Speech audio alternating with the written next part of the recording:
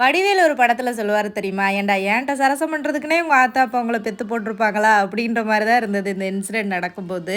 எனக்கு மட்டும் தான் இப்படி நடக்குதா? இல்ல YouTube, Instagram வச்சிருக்கவங்களுக்கு யாருக்காச்சும் இந்த மாரி நடந்திருக்கா? அப்படின்றத கமெண்ட்ல ஷேர் பண்ணுங்க.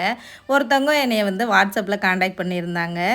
எனக்கு ப்ரமோஷன் பண்ணி தரீங்களா? நான் வந்து ஒரு பிஸ்னஸ் பண்றேன். அத உங்களோட YouTube, Instagramல வீடியோ போடுங்க அப்படின்னு சொல்லியிருந்தாங்க. சரிங்க போடுறேங்க அப்படின்னு சொல்லியிருந்தேன். அவங்களோட அந்த அவங்க பண்ணுற பிஸ்னஸோட டீட்டெயில்ஸ் எல்லாமே அனுப்பிட்டாங்க. அதாவது ப்ரொமோஷன் அப்படின்றது பார்த்தீங்கன்னா, நல்ல ப்ரொமோஷனாக இருந்தால் பண்ணலாம் அப்படின்ற ஒரு ஐடியா எனக்குள்ளே இருந்துச்சு. சும்மா கண்ட கிரீமுகளையும் ப்ரொமோஷன் பண்ணுறது, அப்புறம் இந்த ரம்மி கேமு, ஆன்லைன் கேமு அந்த மாரி எல்லாம் ப்ரொமோஷன் பண்ணல. சரி ஓகே, அவங்களுக்கும் வியாபாரம் வந்து இன்க்ரீஸ் ஆகும். சரி நம்மளுக்கும் ஏதோ ஒண்ணு யூடியூப் பண்ணனால ஏதாச்சும் ஒண்ணு கிடைக்கும்னு சொல்லிட்டு, சரி ஓகேன்னு சொல்லியிருந்தேன். அப்போ அவங்களோட ப்ராடக்ட்ட பத்தி எல்லாமே அனுப்பிட்டாங்க எனக்கு.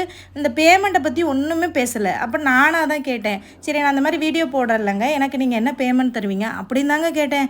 அது அது ஒரு குத்தமாங்க. நம்ம பண்ற வேலைக்கு காசு கேட்குறோம் அவ்வளோதான். நானும் வந்து சும்மா இல்ல. வீடியோ எடுக்கணும்.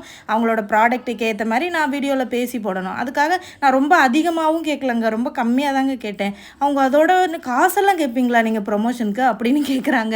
ஏம்மா இதுக்கு முன்னாடி நீங்க ப்ரமோஷன் பத்தி தெரியவே இல்லையா? அப்படின்னு சொல்லி கேட்குறேன். காசு இல்லாம எப்படிங்க நான் ப்ரமோஷன் பண்ணி குடுக்குறது?